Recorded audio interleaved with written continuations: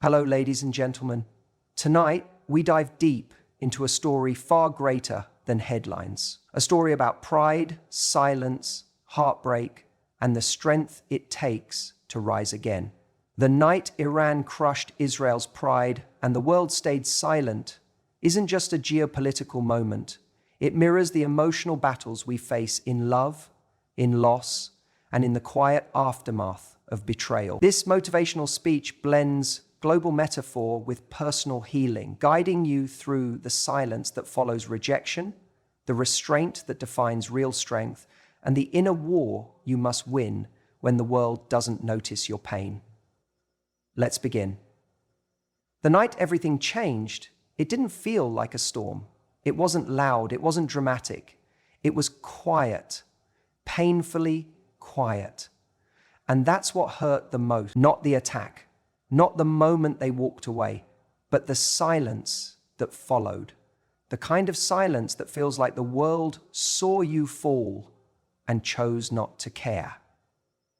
You expect someone, anyone, to show up. You think maybe a friend will reach out. Maybe the person who hurt you will suddenly realize what they did.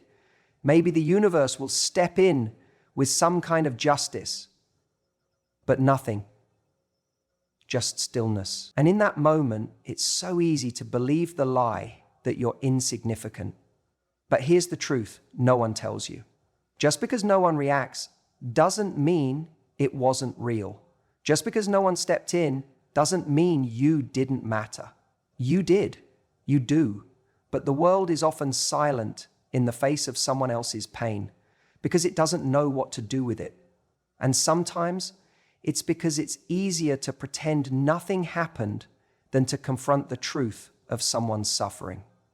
That night, your night, might have been the moment your pride was shattered, the moment you were betrayed, abandoned, or ghosted by someone you gave everything to.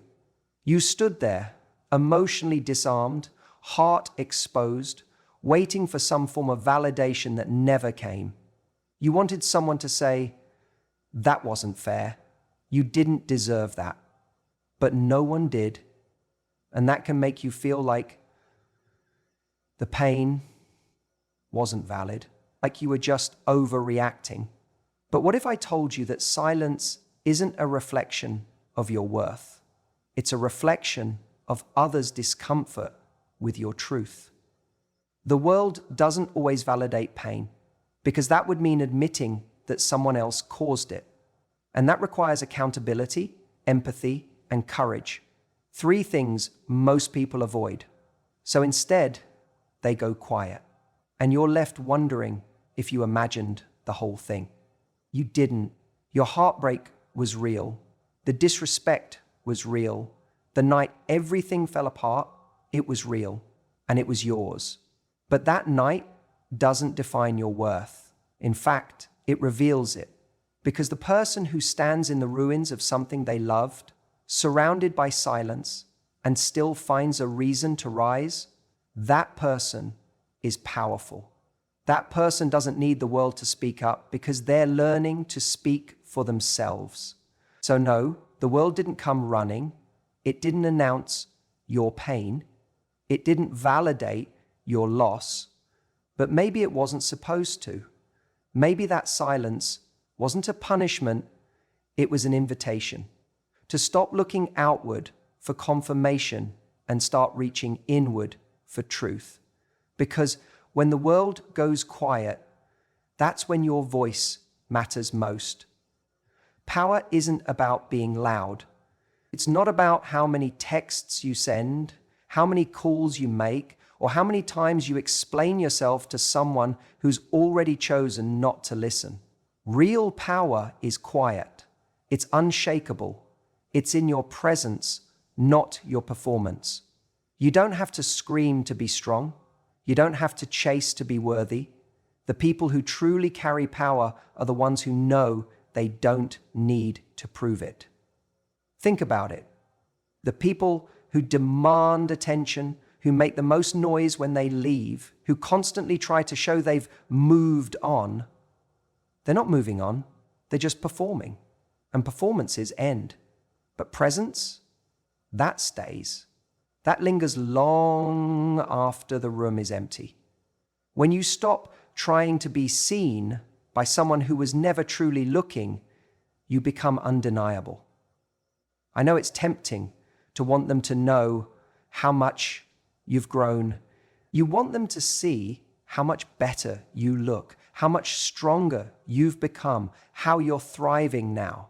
But if your growth needs their recognition to feel real, then it's not growth. It's dependency dressed up in confidence. And we're not here to perform our healing, we're here to live it. There's a moment in every healing journey where you realize you've been giving away your power by constantly trying to be understood. You've been shrinking yourself by over-explaining, by apologizing for having standards, by proving that your love was real. But love doesn't need a witness.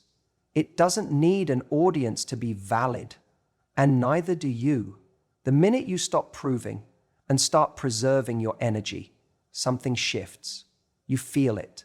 You no longer ask, why don't they care? Or why didn't I get closure? Instead, you start asking, why did I spend so long giving them the best parts of me when they never even asked to hold them carefully? That's power. That's presence. That's the quiet confidence that shakes foundations. You want to know what really rattles someone who took you for granted? It's not you telling them you're better off. It's not you flaunting your glow up. It's when you don't show up at all. It's when your name doesn't pop up, when your energy vanishes, when they can't feel you anymore. That silence, that absence, that's louder than any confrontation could ever be. So stop trying to prove your worth. You were enough the entire time. They just didn't have the eyes to see it. But their blindness doesn't diminish your brilliance. It never did. And when you finally stop trying to make them see, that's when you start seeing yourself clearly. That's when your power becomes undeniable. Pride is a fragile thing when it's built on the wrong foundation. When it's rooted in ego, in image, in needing to feel superior, it eventually crumbles.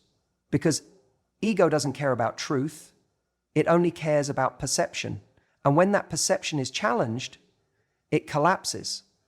That's what happens in relationships too. The one who holds onto their pride like a weapon often ends up the most wounded.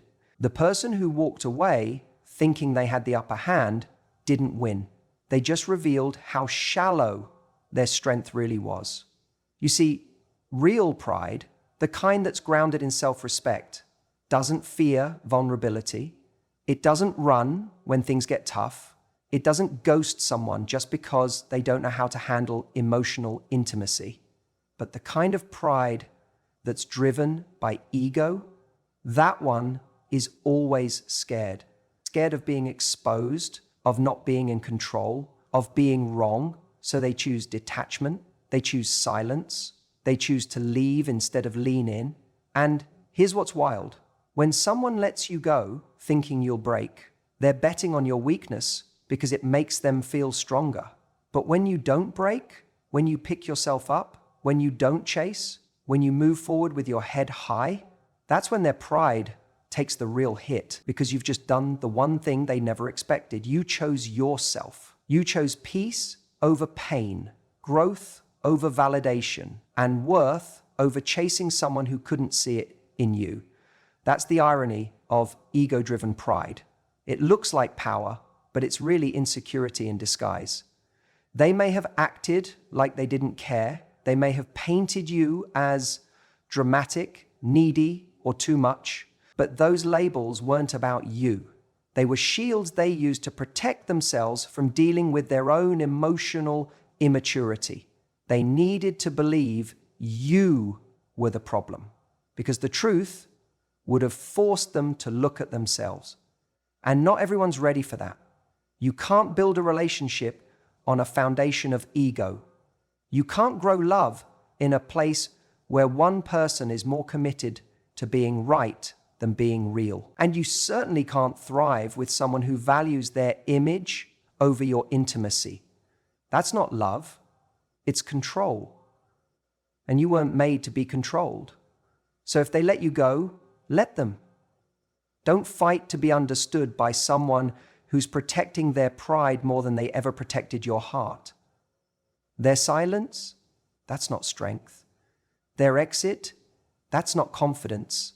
And your healing, your ability to rise from what they thought would destroy you, that is the kind of pride they'll never understand. Because it's not built on ego, it's built on truth. It's strange, isn't it, how something so loud and life-changing for you can be completely invisible to the world. You're going through one of the most painful, soul-shattering experiences of your life, and yet everything around you just keeps moving. People go to work, post pictures, talk about the weather, and you're sitting there wondering, can't anyone see that everything just fell apart?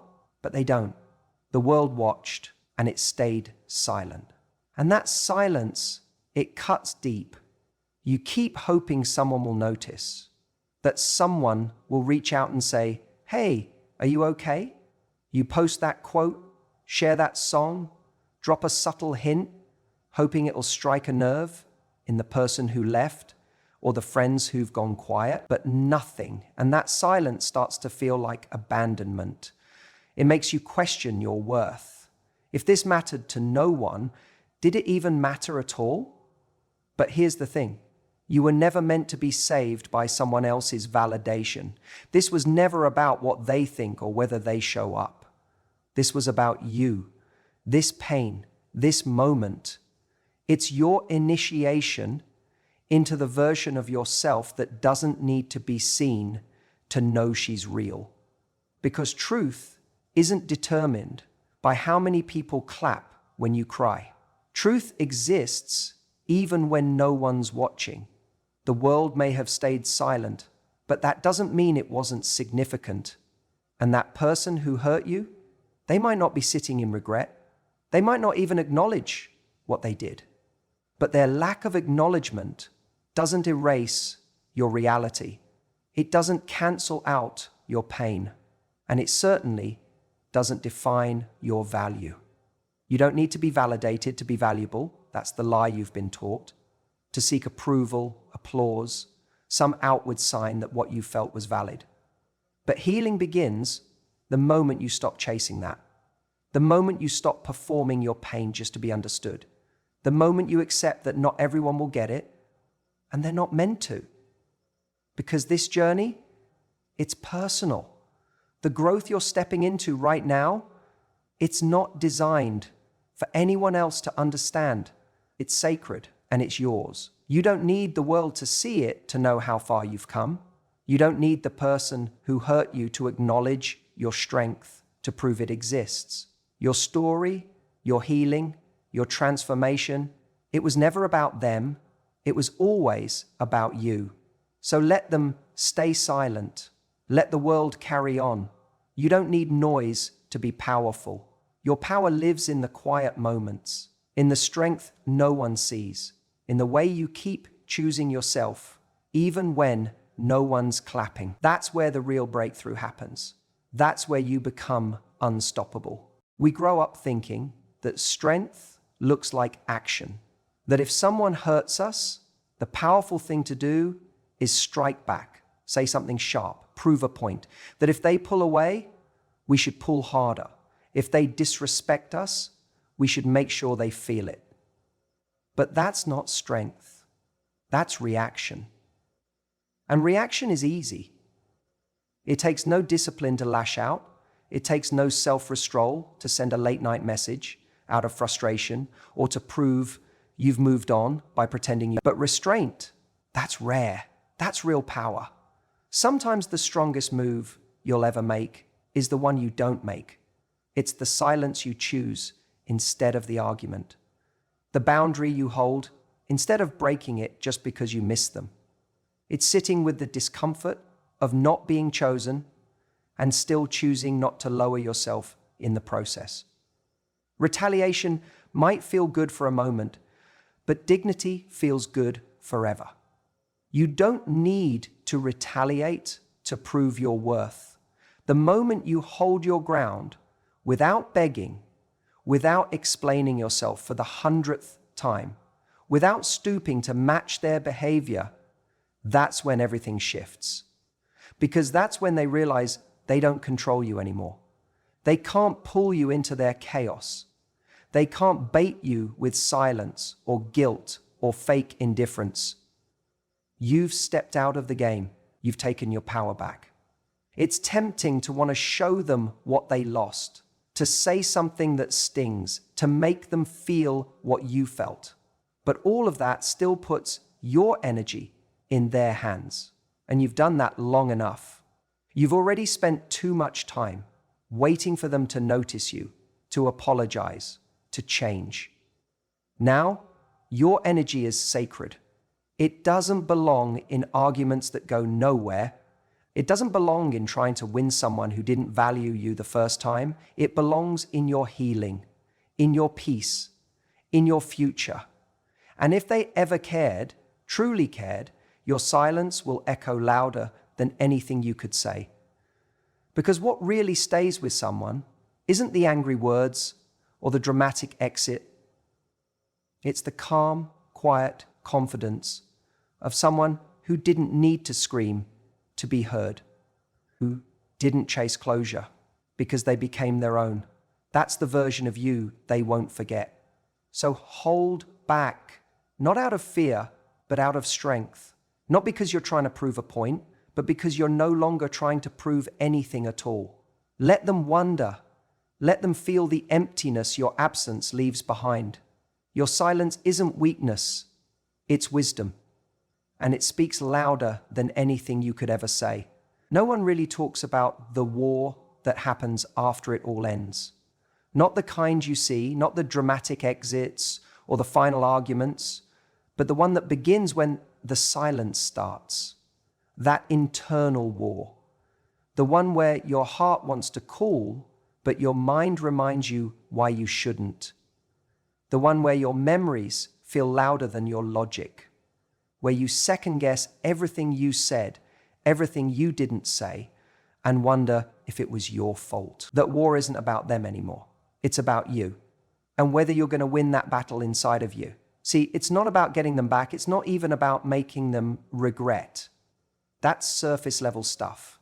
The real war is about who you become after they're gone. Are you going to chase or are you going to choose yourself? Are you going to stay in the version of you that settled for less? Or are you going to stay in the version of you that settled for less? Or are you going to grow into the version that refuses to? Every day that you don't call is a win. Every time you don't look at their story, don't check if they're online, don't reach out when you're missing them at your weakest, that's victory. And it might not feel like it. It might feel like you're losing. But that ache in your chest, that's growth. That's strength being built. You're learning to carry yourself without their hand holding you up. You're learning to sit. You're learning to stop expecting someone else to show up for you the way you've always shown up for others. The thing about this war is that no one sees it. No one's clapping for you when you choose peace over panic, when you walk away from a text you know you could send, when you cry but don't go back. It's invisible, but just because it's quiet doesn't mean it's not powerful. Sometimes the strongest people are the ones fighting battles no one knows about. And here's the most beautiful part of all this. Every time you win one of those battles, you become less and less defined by the person who left. You stop carrying their rejection like a mirror. You stop needing them to validate that you were good enough, loving enough, worthy enough, because you start realizing you always were. They just weren't the person who could hold that kind of love. You are not your heartbreak. You are not the silence they left behind. You are not the person you were when they walked away. You are who you decide to become now, with everything you've learnt, everything you've survived, and everything you've discovered about yourself in the quiet. And if no one told you yet, let me be the one to say it. You're winning. Even if it doesn't feel like it, even if it's messy, even if you're still healing, you are winning the only war that ever really mattered.